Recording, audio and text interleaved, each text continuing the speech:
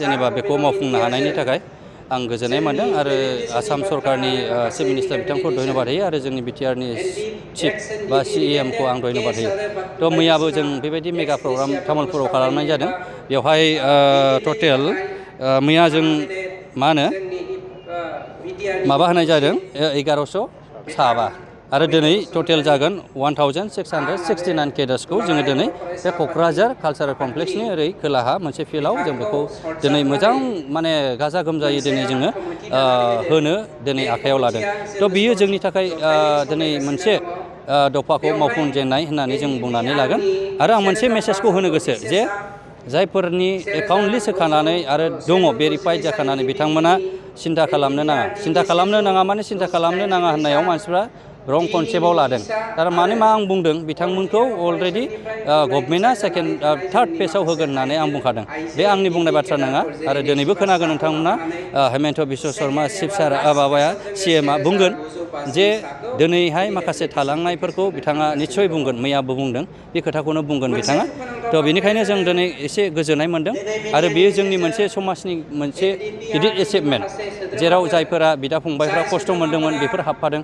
दिनै आं बेखौ क्लियारेन्स होनो लुबैदों बे मिडियानि गेजेरजों जे सोरबाया अमा दानग्रा सोरबा बिहाव बिखुनजो साब्रै साबा मोनदों होननानै मानसिफ्रा बुंसोलायदों।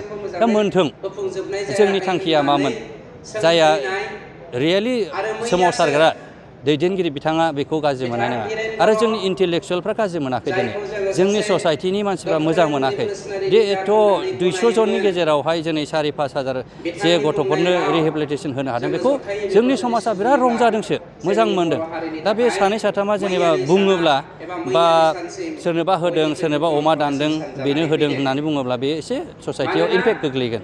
इम्पेक्ट गोग्लैगोन माने मा? बियो मोनसे नेगेटिभ पइन्टआव गोग्लैगोन। सासे अमा दानग्राया 100 थाखानि थाखाय बेसेबां हाहांखार जायो।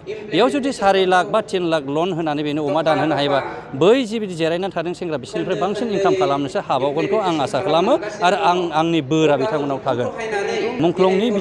मुंख्लंनि जेनोखि न'खरफोर बिथांमोनखौ आं खावलायनो गोसो जादों। जेरैबायदि जोंनि मोनथाय मोननांगौ आरो जोंनि जेनोखि दानि जेनोखि रिहेबिलिटेसन जोंनि NDB केडार्सनि एक्स NDBनि बेबायदियैनो जोंनि बे मार्टियार्स बेखौबो थख' मावफुंनाय जागोन। जेराव जोंहा दफायाव लिरखानाय दं बे दफायाव लिरखानाय बायदियैनो बेखौ मावफुंनाय जागोनखौ आं फोथायनाय दं। माइसेल्फ आंनि खामानियाव आं फोथायनाय दं। खारन आं बे फोथायनायजोंसो दिनै जोङो दङ। थ' आंनि बे फोथायनायखौ दस्राफ्राबो सापर्ट खालामनांगोन। समाजाव जोङो गोजोन परिबेसजों सावरायनानैसो जोङो बेखौ सुफुंनो हागोनखौ आं नुदों। दा बेनिखायनो नोंथांमोना नुगोन मार्टियार्सनि गेजेरावबो जोङो जयै नाजानानै जेरैबायदि मावनांगौ आरो दफायाव जेरैबायदि खामानिखौ मावनांगौ बेखौ जोङो ज' मावनो हागोनखौ आं मिजिंथिदों। गोजोन्थों।